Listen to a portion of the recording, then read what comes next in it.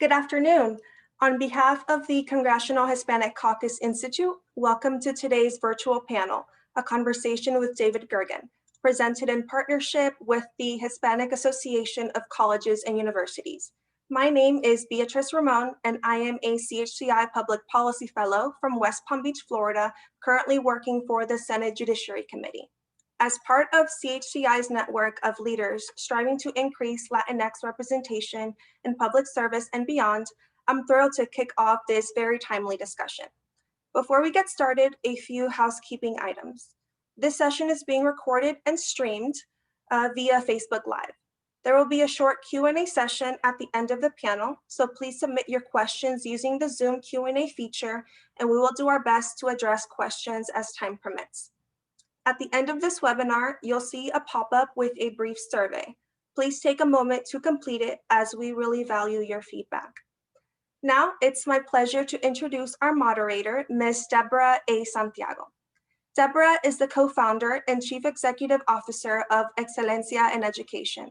For more than 20 years, she has led asset-based change efforts from community to national levels to improve educational opportunities and success for all students. She is a nationally recognized expert, innovator, and education thought leader. I urge you to read more about Deborah and all of today's speakers via the links to their bios provided in our Zoom chat. Thank you, Deborah, for joining us today. The floor is yours.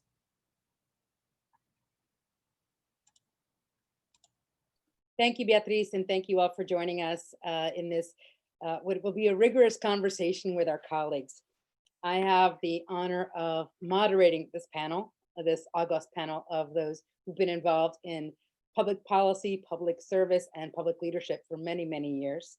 I wanted to start off with one of the reasons why I'm moderating you. I was involved in public service and in public policy for numerous years, and that experience really informed my co-founding of Excelencia in Education and the work that we have been doing for the last 16 years. I know the importance of that. I think the added part is at Excelencia, we are unapologetically focused with a Latino lens in public effort and strategy. And I think the opportunity to have a conversation about public leadership with a Latino lens is critically important. And especially in this time and age, we have the good fortune of having a set of panelists who are going to be having a discussion with us that I want to introduce to you as we begin this conversation. And I also want to acknowledge that each of our colleagues who share this common cause of Latinos in public leadership have been working on this most of their lives. And this session will not do justice to all of their extensive work, experience, and contributions to the field and to our communities. But I think instead, the purpose of this is to make sure we have a dynamic conversation and dialogue and learn some from such a august group and what they've done to make a difference and continue to this day to make a difference. I'd like to introduce you quickly to our colleagues, and as Beatriz shared, their bios are available for you to take a look. The idea here is to share the context in which we'll be having this conversation. So first I'll say Marco Davis, who is heads the CHCI, Congressional Hispanic Caucus Institute. And of the many things that he's done, I would point out for this conversation, their commitment to developing the next generation of Latino leaders is one of the reasons that brings us together and make sure that we have the microphone and listen to the kind of experience and work that Marco is leading there. Second, we have Antonio Flores, who is the leader of Hispanic Association of Colleges and Universities, HACU. And of the many things that they've done, Antonio is the leading voice on Hispanic serving institutions. And more recently, HACU has created this leadership academy, La Academia de Liderazgo, which is yet another example of the leadership efforts and investment that HACU has made to make sure that we not only have leadership that represents us, but that leads all in the country. And third, we have David Gergen, who is the founding director of the Center for Public Leadership at Harvard, and who has had extensive public service and has even served as a White House advisor to 4 US presidents. And his perspective about public service, public leadership has led and informed so many academically, personally, politically, and we feel that continues to grow and evolve as we look at our Latino population. So with that, thank you, gentlemen, for joining us in what we hope is a dynamic conversation. We know we have an audience that's going to be listening and learning, and hopefully we'll leave a couple of minutes, 15 minutes or so at the end of our time so that you can engage directly with our colleagues who are going to share some of their perspectives. So let's just get into it because we have limited time and there's so much to share. Marco, if I could start with you. So we find often in public policy, we have to start with our definition. So I have a two-part question for you to get us started. How do you define public leadership, and why is there a need for more Latinos to be in the center of public leadership? Thank you, Deb, for doing this. Happy to be here. So I would say for me, and certainly I'm eager to hear David and Antonio's thoughts on this, but for me, public leadership involves playing a leadership role in a way that takes into consideration or has impact or influence on the larger body politic, if you will, or the general public, maybe is a better way of putting it, right? So the idea being that it's leadership that plays a role, not just directly over, for example, a leader of a corporation or organization who has employees, or even an elected official who, well, actually an elected official is a perfect example, who thinks about the general public, right? Who thinks about society at large, who thinks about a community more so than the people who are directly reporting to that leader, employed by that leader, or served by that leader. In many ways, it's a broader kind of concept and idea where one has to think not just of one's own impact of one's own organization, but in fact, again, of the general population. And I would say the need for more Latino leaders is more Latinos in public leadership is because we find that in public life, much like in so many areas, Latinos are currently dramatically underrepresented. We're nearly 20% of the US population. And yet, so I found out recently, for example, just taking elected officials, which is one of the easy ways to point to public leadership, of the roughly, I'm told, I believe it's according to NALEO, the National Association of Latino Elected and Appointed Officials, stat I heard was that of the roughly 500,000 elected offices that exist in the United States, from the federal to the state to the local level, Latinos are 1% of those officials, right? And so in my mind, what that means is when people are making decisions about how to spend tax dollars, when people are making decisions about how to pass laws that impact everyone, including that 1 out of 5 people in the US who are Latinos, more often than not, overwhelmingly, in fact, there's not someone who is Latino themselves at the table, able to offer their perspective, able to raise the concerns, able to share their insights and opinions on how those decisions should be made. And so we should be included in the group of people who are having influence over all of our collective lives. Powerful. Thank you. And I know that CHCI is doing some work in this space to try and make a difference there. You want to share with us just a little bit about what you're doing? Oh, certainly. Thank you. Yeah. So what we do, again, as our tagline is developing the next generation of Latino leaders, what we try to do is identify, first of all, existing emerging leaders, usually among students or young professionals, folks who are either in their post-secondary studies or who have finished them recently. Under normal circumstances, we've traditionally brought them to Washington, D.C., and we've placed them in internships or fellowships, first and foremost on Capitol Hill, in congressional offices, to learn about the federal legislative process. Our interns are here with us for 3 months, our fellows for 9 months or so. The fellows actually have the opportunity to go beyond their experience on Capitol Hill, and if they want to work in either a federal agency or a nonprofit or even in a corporate office, all with an eye toward understanding how public policy works and how the public policy process works, right? How decisions and compromises and ultimately laws are made, both with an eye towards actually influencing and impacting public policy, but also increasingly with a broader eye to the sense of public leadership, to understanding both how policy affects all of our lives in so many ways, but also how complex systems operate, the federal government being one of the most complex we have, so that whatever path they take in life after that, they can figure out how to navigate those systems and have impact and make change at the broad macro systemic level. And so through that work and experience, we're helping develop their leadership, helping them represent our community better, and again, helping impact at the macro level. Thank you, Marco. Antonio, you've been being forefront of leadership, not just with the HSIs, but now even this work in leadership yourselves, as you've been doing. So from your perspective, the definition of public leadership and the role that HACU plays in that space, would you share a little bit with us, please?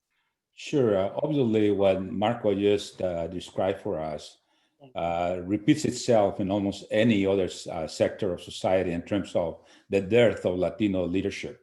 Higher education is not an exception either. And of course, as an association of college universities, we basically are committed to the notion of leadership, beginning with those college students that are at our institutions and helping them to develop those skills and the knowledge they need to become effective leaders as they go through college and beyond. And of course, we also, as you mentioned, La Academia de Liderazgo, which is a new enterprise that we just launched last year with a very small number of fellows, 24. But it's just so encouraging to report that of those 24 that already completed the first cycle this year, all virtually because of the pandemic, 2 of them have been appointed presidents of universities already, and several others are on their way up there by having been promoted to senior level positions. Now, we just launched the second cohort yesterday morning, and we have 26. And the interesting thing is that of the 26, 18 of them are women. So 2/3 of the cohort are Latinas. And of course, of those 2 that I mentioned were already appointed presidents, 1 is a Latina. And so we are really, I think, at a point where as a national community have the opportunity to really make a major difference in terms of developing leadership, not just for the Latino community, but for society at large. And so one thing that we instill on our young people and our leaders in higher education is the notion of service, okay, of service, and of being not just, just the gatekeepers or the keepers of what's there, but rather transformational leaders who are going to look for ways and means of making a difference for people other than themselves and of what they immediately are responsible for.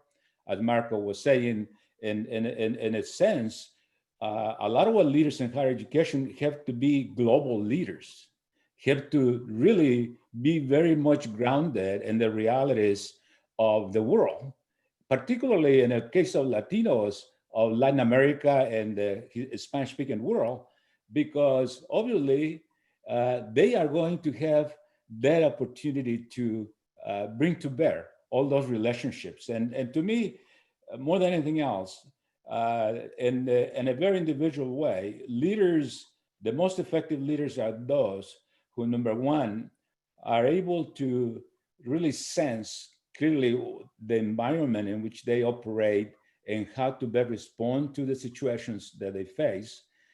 Secondly, that they really put together teams that carry out the strategies in an effective way of the best people they can get. And secondly, thirdly, I should say, that they also continue to improve their own knowledge and skills as leaders indefinitely, because I think the world is changing every day. And so that's my kind of, from a higher education perspective, notion of leadership. And we would try to live by that. That's a powerful example. David, in the same vein, you started this entire center at Harvard that is focusing on public leadership. So from your perspective, what's the environment today in public leadership, and what have you found in your efforts to date? Oh, you're muted. David, I'm sorry, you're muted. Does that do it? Yes, sir, that's it. Okay, fine. Thank you. Deborah, I'm honored to be here. I want to thank you for organizing this and serving as moderator. Antonio, it's good to see you again, sir, and to hear about your continuing successes And Marco, I think you and I have walked down similar paths as undergraduates at New Profit, at Aspen, and on so many other aspects of life. So congratulations on this job you're doing. I'm sure it's terrific. And I was, it's sobering to hear what you said about how small the universe is of Latinos and Latinas who are now in elected office. 500,000 office holders in the United States, only 1% are Latinos. Is that what I heard you say? Mm-hmm. Yes, that is. Yes. Yeah. Yeah, that's astonishing. I do think that there is also a reason, though, to be encouraged. And we've got a long, long way to go, obviously, and that hill continues to be steep. But we're on the verge of the first presidential election in history when Latinos are going to be the largest minority voting. That means they're going to have more voice and more leverage in the next few years than they've ever had before. And if they get out and vote in this election, and they can show the power of the Latino vote, they can show the voices of the Latino vote, I think that will augur well for the future. My experience has been in talking to CEOs across the country for profit companies. They tell me time and time again that the people who have the best work ethic who come to work for them are Latinos. They, frankly, they're having some. The work ethic of the Caucasian side is not as what it once was. There are complaints from CEOs about, they're always on their electronics. They leave at 5 o'clock. All these other things. But if you have a Latino working for you, they're willing to work long hours and they'll come in on weekends and they produce. They're really very effective. And I get encouraged by this. We've also got 3.5 million Latinos in college right now. That's a much larger number than in the past. The percentage of the Latino community who actually have bachelor's degrees or advanced degrees is quite small, but it's growing. And that's what's critical in terms of turning this corner and giving the Latinos a bigger voice. I want to say one last thing because we have so many things to talk about. My experience has been at the individual level a lot, and I am time and time again encouraged to believe if you can spot the people with real promise in the Latino community, recruit them, work with them, help them raise their sights, give them a sense that they can compete with anybody in this country. They do fantastic work. I have a young man named Alex Diaz who came wandering off the street. Frankly, when I was early in my Harvard days, well, not so long ago, several years ago. He was a Harvard undergrad, and he volunteered to come and work with me, and he worked in our center. He was terrific. And Alex wound up winning not only a Marshall when he graduated, a Marshall Scholarship, he won a Rhodes Scholarship. Second Latino in the history of Harvard, Alex Diaz. And he went on now, he's at Google. He's been working on a lot of public policy things. I'm hopeful we can persuade Alex, he's from New Jersey, to run for office, run for Congress one day. I think he would be terrific. I think following in the footsteps of the Castro brothers and others, I think he would be a terrific addition. But I would also bring to mind another person who was outstanding, managed to get his way into Harvard, and went on from there to work in the White House on a White House fellowship, working for Colin Powell. And his name is Cesar Conde. And if you haven't heard of him, you should, because Cesar was not only helped to build Univision, he built Telemundo. He's now chair of the NBC Universal. He's one of the most powerful, influential voices in public communications today. So there are those people out there, and the young Marcos are coming along, that I think should give us great encouragement that if we stay with this, if we're serious about it, in fact, there are real breakthroughs. The community, it's not others will do this for them. Latinos will do this on their own. They will break barriers. We have to make sure that they're encouraged. They don't lose sight of how high they can go. They don't get discouraged. It's a long, hard path up, but they can do terrific things, and that's what we ought to be about. Thank you so much, David. It's wonderful. You gave two very concrete examples of those that you helped nurture and support at Harvard and that you're aware of. We also know that, 2/3, the majority of Latino students that are undergraduates are enrolled at Hispanic serving institutions.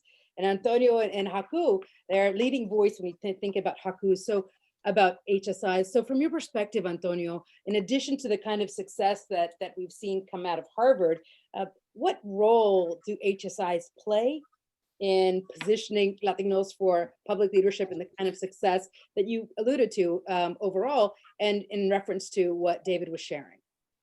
Well, I believe very strongly that every person should have the opportunity to go as high as she or he can in terms of a higher education and to the best institution possible. Now, having said that, we have more than 500 college universities that are designated as Hispanic 7 institutions. They account for more than 2/3 of the 3.8 million Hispanics in college today. So if someone wants to find Latino talent and leadership, they have to come to HSIs because it's where they are.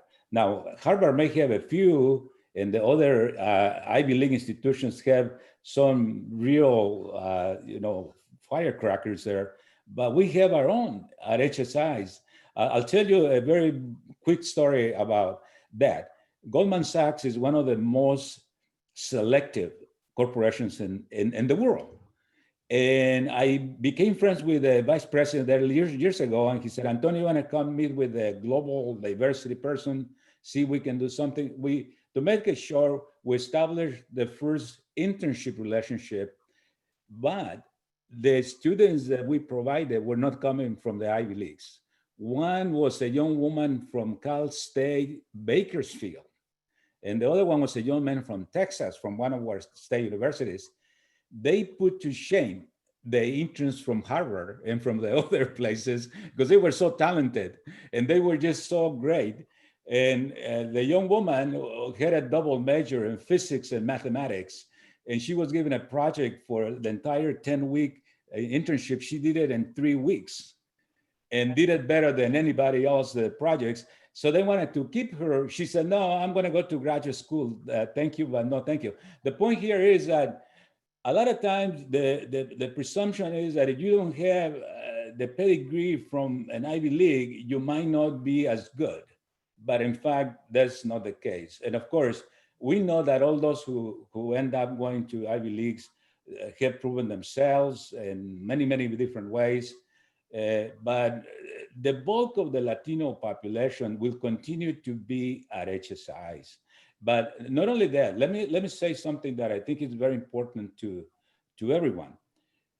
HSIs have more African Americans, more than double the number that HBCUs educate. We have more Native Americans at our HSIs than all of the tribal college universities put together. More than 40% of all the Asian Americans in college today attend an HSI, Hispanic 7 institution. Now, I think the national conversation, unfortunately, and I'm an immigrant. I came as an adult to this country, and I have learned a couple of things. One is that you have to work 3 times as hard to get half as far as an immigrant. And then the second thing is that that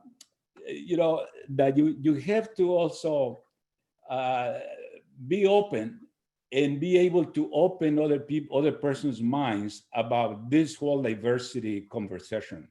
Because ever since I came here in the 70s, I think Dave was senior advisor to Nixon back then. But I remember that the conversation was about a binary situation here, where it was diversity, Black and white.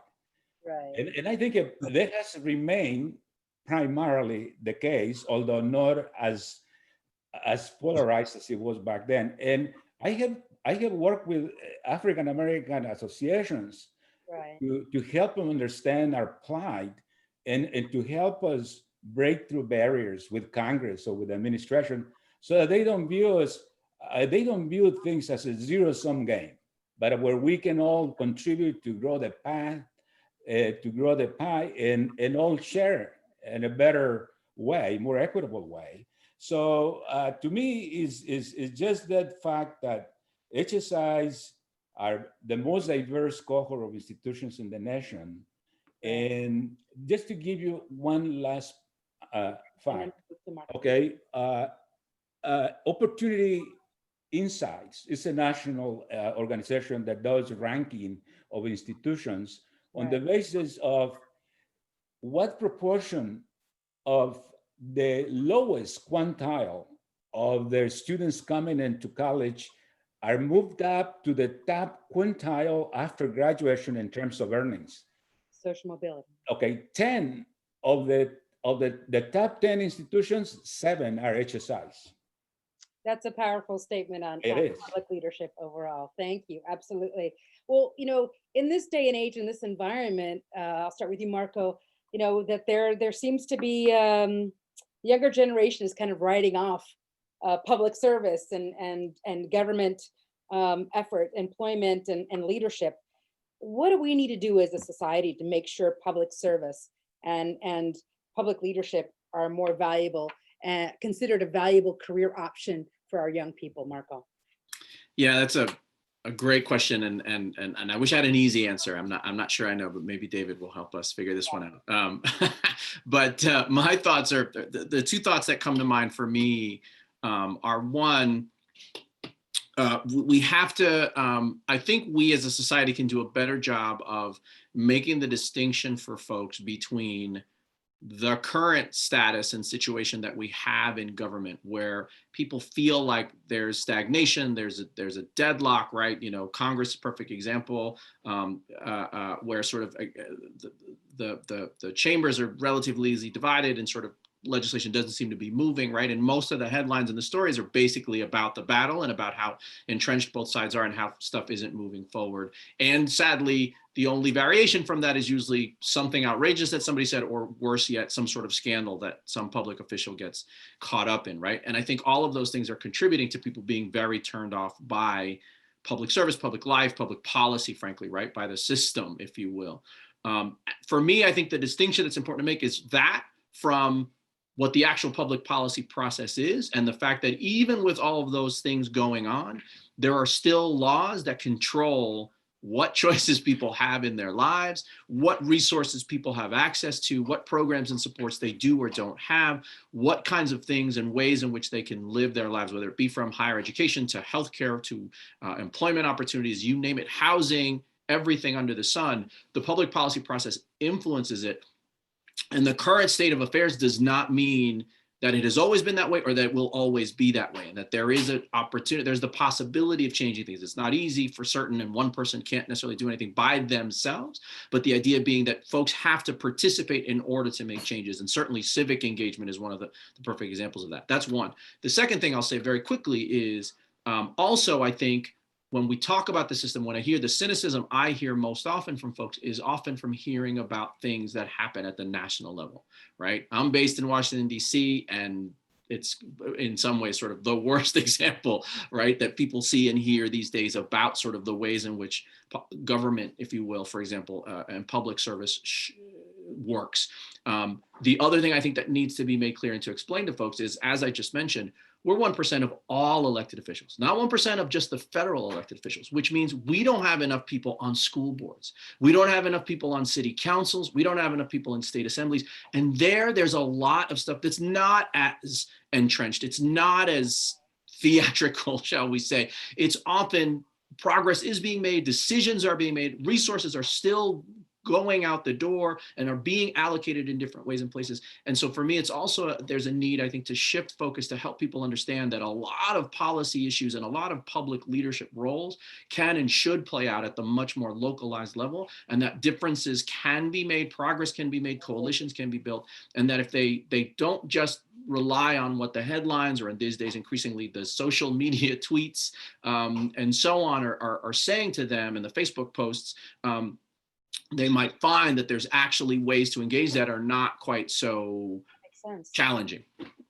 And David, you've been doing this for a very long time, even including your center. From your perspective, what does society need to do to make sure that our young people see government service, public leadership as a career option for them? Yeah, a couple of things. First, Antonio, you're absolutely right about the importance of the Hispanic colleges and universities, predominantly Hispanic colleges and universities. And just as the Black colleges and universities, look, that's where Kamala Harris got her start at Howard. you have to give credit to that.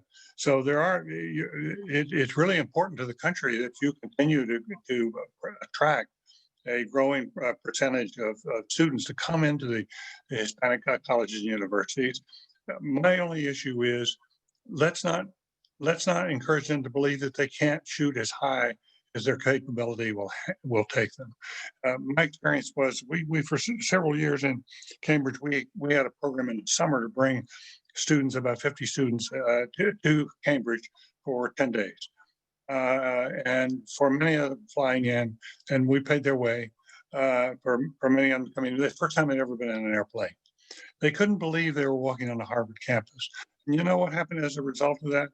Several of them applied to Harvard to go to school, and they got in. They got into graduate programs, they got into undergraduate programs. I'll make a deal with you. You take most of those great students and bring them into your colleges and universities for undergraduate work, and send the best ones on to the Ivy League to get their graduate degree. How about that? That's the way to do it. Okay. Now, let me talk about the public service aspect of this. It can hardly be surprising that in the time when dreamers have to hide themselves from the police, that their interest in going into public service is quite low. It just doesn't. So if Joe Biden wins, and we don't know the results of it yet, it looks likely, but we have to wait and see. But if Joe Biden wins, I hope that one of the first things that his administration does is to address the dreamers and get this settled and make sure they have the kind of protections they need in order to go on and live very vibrant lives. I think that's really, really important. I would also strongly recommend, and because we're beginning to see now the makings of a coalition to do this. I'm a big believer in national service, and the notion that each one of us ought to not to be required, but ought to be encouraged, strongly encouraged to give back at least a year to the country and to your community, and maybe 2 years. The first year you're a follower, second year you have some leadership experience. That works for Teach for America. It works for a lot of other organizations like that. And I think that if we, and there's a bill now, a couple of bills floating around that have a growing bipartisan support. If we could do that, so that Hispanic kids were working right alongside Black kids, alongside white kids from all backgrounds and all income levels, that's the spirit that people had in World War II. And then when they came home, they were the greatest civic generation because they worked together overseas. They put their lives on the line together. And I think that if we can give this new generation an opportunity to do and to give back in their communities, they'll work wonders in terms of changing their perception about whether they want to give back to others on a longer term basis. That's great. Thank you, David. Let me just do a quick follow up, and then I'd like to ask you all, each of you, to share. We've been talking about leadership, kind of big scope, but there's also the concrete action. What we can do. One is what others can do, and then what is it we can do in our leveraged positions to make a difference overall. And that gets to some of where you had said, David, about the individual connection and the examples you gave. Are there some best practices or strategies that you have found summarily effective in getting students overall, but especially students of color and Latinos, into public leadership roles? It's really important for people to have role models, and why it was so important to celebrate the death of John Lewis. Even though we lost him, his spirit lives on in a very, very positive way. And I think that the more we have role models like that, we encourage people to step forward. The Castro brothers are an example. I think that they are, Marcus shaking his head positively, because coming out of Congress, coming out of the mayorship, really was important to their progress, and I think they will continue to grow here in the next few years. But we ought to. We in the media have a responsibility here too, and that is we're very good at pointing out the flaws. We're not so good at pointing out when things work. And they're encouraging signs. We tear people down too easily without recognizing that all of us are complex. All of us have our weaknesses and our vulnerabilities, but that should not preclude you from public service. And it's different if you physically assaulted someone, or if you're engaged in serious felonies. Obviously, we're not interested in you for public service, but we are interested in your redemption. We are interested in your way to come back. And the more we show, what's happened in some of these minority communities is that people increasingly lost their sense of dignity. They just don't have a sense that they're respected, and that they have possibilities in life. And if there's anything that the older generation really ought to put its mind to now, is how do we leave this country a little better place before we leave the stage, and then encourage the new generation to get on the stage as quickly as possible. It makes a lot of sense, David. Leadership now and leadership that's coming and developing. Absolutely. Antonio, David mentioned the upcoming election, which is on the minds of many as we get closer and closer to it. From your perspective and the work you all are doing, do you have some advice for the next president that could address this issue of public leadership in Latinos that you'd like to share with us? Well, one thing that comes to mind right off the bat about your question is that the last time I looked at the data on Latino participation in the federal workforce, we were about 8% total. Yeah. And at the higher levels, even less than half, like a senior executive service. I think 3%. And I think one thing a president can do is to command to all the departments under the leadership of the president to close those gaps and to hold them accountable, because those positions are very important. Because who better than the federal government to reflect the true face of America in terms of diversity and inclusion? Yes. But look at us. We are the only community within the federal government that is underrepresented, okay? African Americans are about 20% and others are at different levels. We are not even half of what we need to be. And so one other thing as far as higher education is to also close the huge gap in funding for Hispanic serving institutions, because we only get about 68 cents for every dollar that goes to the rest of higher education per student annually on average. That has to end, because they are actually serving the neediest of our communities with the fewest resources. And yet, I mentioned that Opportunity Insights report. Look at what they do with that they get. Can you imagine if they had equal access to resources, what they could do? And so those two things come to mind. Very concrete. Those are two very concrete things, which is very actual. Maybe in the first 100 days. Yeah, about that, right? Of course, I totally support what David said about the Dreamers. Absolutely. See, 17 years since we start talking about the Dream Act, 17 years plus, and here we are, okay? And not only the Dreamers, but the Dreamers' parents as well, who have been here and so forth. I hope they really make it a priority, and so those are my three top wishes. That's great, and that they intersect. Yeah. Deborah. Yeah, David. Deborah? Yeah, can I add one point? Marco spent time in his career at New Profit, and it's a very large, significant. I've gone on the board here in the last few months, and this is an organization that invests in social entrepreneurs, or basically nonprofits. And what we find is a lot of the people served by these nonprofits are people of color, but we don't have enough people running these nonprofits who are people of color. And it's a very low percentage. And New Profit now is dedicated to raising the number of grantees. So you get about a 50-50 kind of split on that. I think that's exactly the kind of thing we ought to be doing in the nonprofit sector too. That's where a lot of the jobs really are for young people these days that are interesting.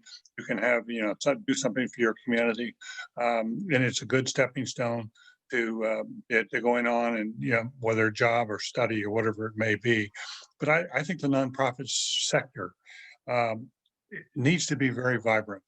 and it needs more attention because I think a lot of problems can be solved outside the federal government trying to do everything. The federal government, as we discovered, can be very clumsy. It can be very good at sending money out, but it can be clumsy in how it then is spent and how things are executed. Yeah. The more we have people at the local level who have control over their own destinies, the better we're going to be. It's going to, people are, Americans are proud enough to want to do it on themselves, by themselves. They're not looking for handouts at the lower levels. They're looking for hands up. Right. And I think that's something else we ought to be concentrating on here in the next year or two. Frankly, we don't have a lot of time left to be drifting the way we are right now. This country is in growing danger of coming apart at the seams, and we all know that. We just haven't stepped up to it. And if we're going to get serious, it ought to be done in the next few years. And we need everybody at the table. The Hispanics have to be at that table. That's right. Well, that's the opportunity for the crisis. There is the opportunity of the Latino population, given our youth and growth. And as a co-leader of a nonprofit, I couldn't agree more that there need to be more of us like Marco and Antonio doing what we're doing.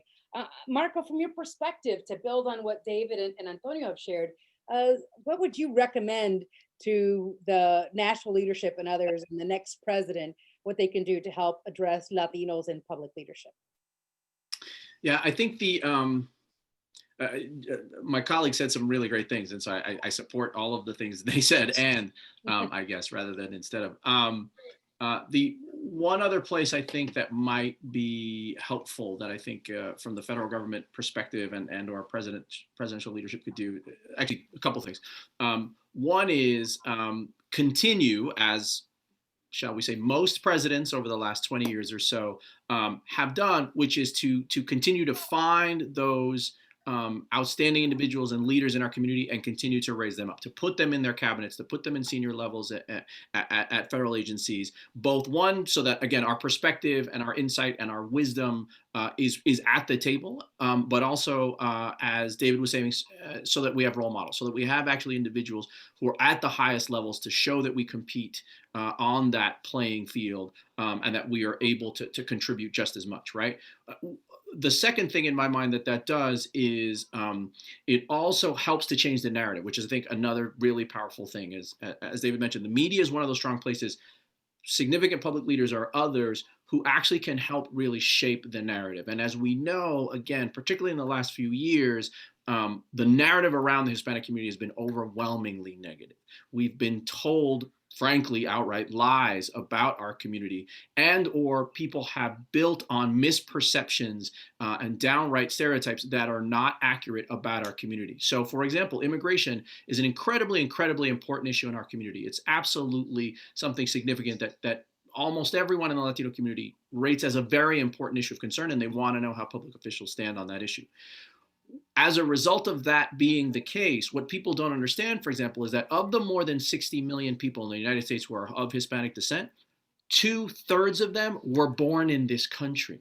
It is not an entire population of immigrants, right? And so that's the kind of example where people don't realize exactly how much of the fabric of the United States we are. People don't realize how many of us are going into post-secondary education. People don't realize how many of us are able to succeed, how many of us are starting small businesses and have been starting small businesses, right? And so by changing that narrative, for example, we might have a different response than we've currently had in the federal government about recognizing how vulnerable our small businesses are, what a significant segment of the economy they are, and we'd be getting more financial support directed at small businesses led by Latinos and African Americans in particular. But that narrative is not something that people understand. People don't think of the average Latino as a small business owner. They're fed this myth that they're somehow only receiving services, that they're only low-income workers, and that they're et cetera, right? So that's the second piece. And then finally, the last piece, which again builds off of that, the third thing I would recommend is having an economic empowerment agenda. First of all, as folks have been saying, one, we need, and again, as we all know right now, we need to shore up the safety net, right? Our economy is an extremely vulnerable state right now as a result of the COVID pandemic and so on. And again, for folks like the Latino community, that coupled with the systemic oppression and racism and bias that has been pervasive throughout our society, our folks are even more vulnerable than ever. And then when you add in sort of folks who are farm workers and folks who are at food processing and folks who are in the hospitality industry, our community has been devastated. But in addition to that, we need to make those investments. And in addition to that, as David was saying, folks want to be self-sufficient. And so we need an economic agenda that actually helps our community get into, and most importantly, stay in the middle class, right? Actually be able to take care of themselves and to take care of their own families and to pass on some economic security to their children so that the intergenerational poverty waves do not continue as they have in the past. That's a powerful part about being intentional, making sure that Latinos are included in that, not just by chance or happenstance. David, did I see you wanted to make a comment about market? Yeah, I wanted to make one point that sort of often gets lost in the shuffle. That is how important it also is to deepen a commitment to philanthropy within the Latino community. I've tried to raise money for various scholarships for Latinos, and I can just tell you that it's not easy, but we need that, and we need to be turning and frankly investing more in these in Antonio's group of colleges and universities. You know, just as some of the money that's going out, I think out of the stimulus is going to historically Black colleges and universities. We need to do the same thing on the Latino side. But it's understandable that the Latino community, for many people who have now broken through and are affluent, you know, this is their first generation affluent. They're not ready yet to sort of really give money away the way that elite colleges and universities can turn to people who've been, you know, have deep pockets and have had for a while and are used to giving. We need to encourage a more of a spirit of giving and investment in the younger generation that's coming on the Latino side. I just think it's quite important. Yeah, well, and you're playing my tune, David. Absolutely, as my career is the bulk of it has been in the nonprofit world, and I absolutely agree.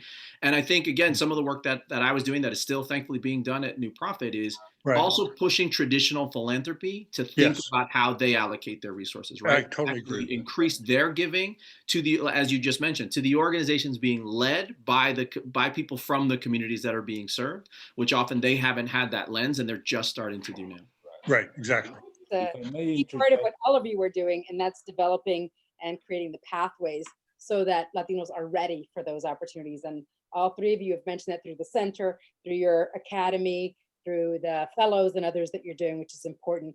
Antonio, I'm sorry, I want to make sure you. No, I just wanted to interject a point about the conversation on philanthropy, because I think it's very important.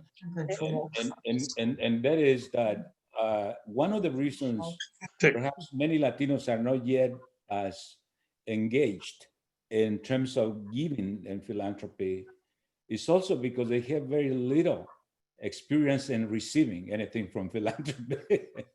It's a two-way street, right? Right. And if you look at the national scene, only about 3% of all the philanthropic giving over the years has been going to Latinos from the big foundations and all of the big money, okay?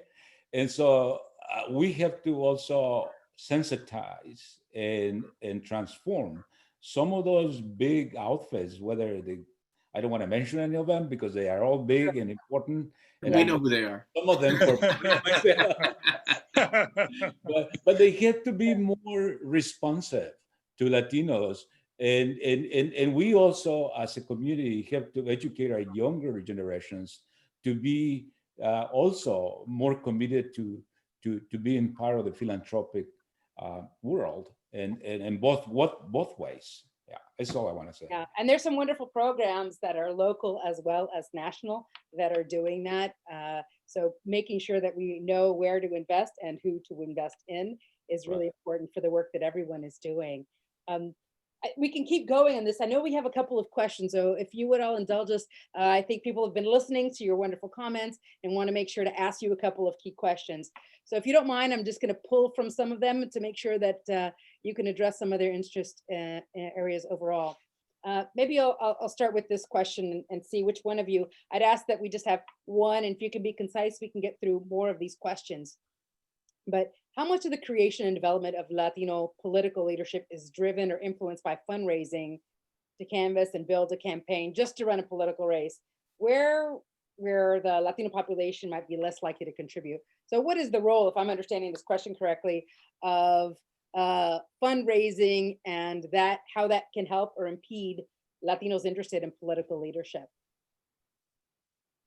I can try if folks want. I can give a stab at an answer to that. So what I would say is that whereas it's true, and that again, that's the narrative we hear, which is absolutely right, that a candidate has to be able to access significant amount of resources to mount a successful campaign, and they're getting increasingly more expensive. It's also important to realize that that's one slice of the public leadership and public service life, right? First of all, every candidate has an entire campaign infrastructure from which often future candidates emerge. And so that we need more Latinos to be playing roles in political campaigns in all different roles and ways. And in fact, sometimes getting experience on a campaign actually help someone both learn how and be exposed to networks of people who they can then go to for the funding support to run for office. Was one. The second thing I'll say very quickly is it also presupposes that question, and I, with all due respect to the questioner, that presupposes this idea that Latino candidates have to raise money only from Latino constituents in order to succeed. And I would argue, as we've been talking, that our community in many ways, at least as much as everyone else, can and should be seeking to be public leaders for the general public, and as a result, they should be able to access or ask for and get support from many, many more people, not just from the Latinos in their community, in order to get into those roles, to mount those campaigns, to take on those leadership roles. If they can mount a good story, they can be successful. Right. Yeah. Quick footnote, Deborah. Yes, please. The day has come when, if you're a person of color, you can raise substantial amounts of money. You're a good candidate. Just look at what's happened in South Carolina with Mr. Harrison. Yeah. Brought an avalanche of money. Yep. And to Marco's point, not just African Americans. I mean, it's large, which is great. Yeah. So I have an interesting question here that's about generations. The public service, does it look differently for Generation X? Or maybe Y and Z, the generations that we have? Do we see a difference in that? And the question is, why is it that our Gen Xers are politically engaged in various issues across the country, yet might fail to vote in elections or maybe even run for office? A perspective about the generational issue in public leadership. David, would you mind? I mean, you've been working with generations. I'll offer a couple of thoughts. Listen, you've got to say, in defense of the millennials and Generation Z coming up, they have taken some really hard knocks along the way. They had 9/11, they had the deep recession of 08 and 09. They've been hit by this pandemic. Colleges and universities are turned upside down. Their whole college education plans, have been dumped in many cases. Families are struggling. What do they do with small children at home? So it's understandable that these people coming up feel like they've struggled a lot. I would just say, though, one of the most famous comments in political history came from a letter that Abigail Adams wrote to her young son, John Quincy Adams. She made it clear that from adversity come the statesmen and the giants, the people who had it really tough and got knocked down. Those are the people who come back. That was the American Revolution generation. And that's also the generation that came through the Depression and World War II. We should take adversity is obviously very, very tough on people, but I'll tell you, the people who come through this COVID deal at the end of it are going to be hardened. There's been a lot of sacrifice that people have gone through. Well, and one thing we know about the Latino population, we are incredibly persistent and can go through a lot. Dave, Marco, you also wanted to add? Super quick. Yeah. The one thing I was going to say really quickly is I would add to that also that this question about sort of why don't they turn out to vote as much? I would say that the younger generation, much like the older generation in the Latino community, what the research is showing is that one of the biggest reasons is that they're simply not asked. A study came out at the beginning of September that said more than 50% of the Latinos in the United States this year had not been contacted by either candidate or political party about the presidential election at all. So if no one's even asking them to vote, it's hard to insist that they in fact turn out. Great. Well, I just wanted to comment on the question of generational differences, if you will, on engagement and civic life and leadership and so forth. And from the standpoint of our community, I think we need to keep in mind that, to me, at least, education is foundational to what we're talking about. And that's proven by any research study that you can look at, that the higher the level of education of a person, the much more civically engaged they are, and also the more likely that they will run for office. And the Castro brothers is a good example. They come from El Barrio, from very low income background, but they were empowered with a very high quality education at Stanford and then Harvard Law. And here they are, okay? And if you look at the different Latinos who are in Congress, for example, most of them have, all of them almost practically, have college degrees, but maybe a few exceptions don't. But they all have college degrees, and that's how they empower themselves, education. And so to the extent that more than half of the Latinos in college today are first generation college students, that means that their parents never had a chance. They were not empowered as they are becoming empowered. So we will see, in my view, a surge of leadership from our community in the years ahead, simply because we are seeing a surge of Latinos going to college and getting those degrees at a much higher rate than they used to. And so there is a definite generational difference also. Although the overwhelming majority of Latinos are born and raised in the US, many still come from other places, and it takes them a while to, number one, become US citizens, and then secondly, to really understand the mechanics of all of this and get involved. So I think that there has to be some significant differences, mainly in my mind, because of the difference in educational attainment across generations. Thank you. We've got just a couple of minutes left. I want to just ask one question, because we have we're not going to get to all of them, but several people asked if there's one thing they could do to get into the federal government, to do public service, what would you recommend they do? Can I get very quick response from you all? If you could give one quick thing of recommendation for young people looking to get into public service. Could we start with you, David? Just very quickly. Yeah. Don't try to go to Washington unless you have a terrific job there. Work in your community. Great. Make a real difference. You'll learn how to do it, and you can gradually have more and more influence. Impact. Thank you. Thank you. Antonio. Well, very selfishly, I will say get an internship with HACU. and we'll place you with a federal agency. We have placed 13,000 interns since the beginning of the program. About half of them we know are fully employed at the federal government. Great. Marco. Stole my thunder, Antonio. I was going to say, see it, no, but actually, to be fair, honestly, I would say look at programs like ours. Also, look at AmeriCorps. One of the pieces about getting into federal government, even though it's often, and it has a more structured process, is like any other job in any other industry. A lot of it is going to be based on relationships, to actually understand how to demystify the process and how to navigate the maze that often is.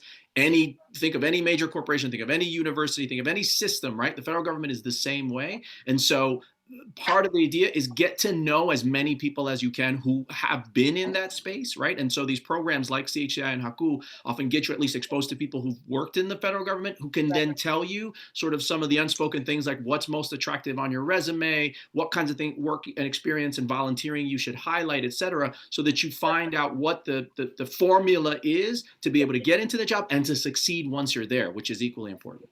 See, wonderful. And this is why it's so hard to get these wonderful people that know so much into this conversation. But I know our time is up, so please let me do this. Thank you, David, Antonio, Marco, for joining us, and huge thanks especially to CHCI and to HACU for bringing us all together to have this conversation. It's obvious we need to have more of them. Please don't forget to fill out the survey at the end of this webinar. And then we encourage you to join CHCI this Thursday for their next virtual presentation, Latinos in Sports, Arts, and Culture, presented with Major League Baseball and the Smithsonian Latino Center. Thank you so much. Please take care. Bye. Thank you, Deborah. Thanks. Thank you, Deborah. Thank you, Antonio. Thank you, David. Thank you, everybody, Thank you, for Antonio. watching. Do stay in touch, reach out, follow up with us. Any questions you have, we'll be happy to follow up. Yeah, take care, Marco, too. Thanks. Thank you all. Take care. Take it easy.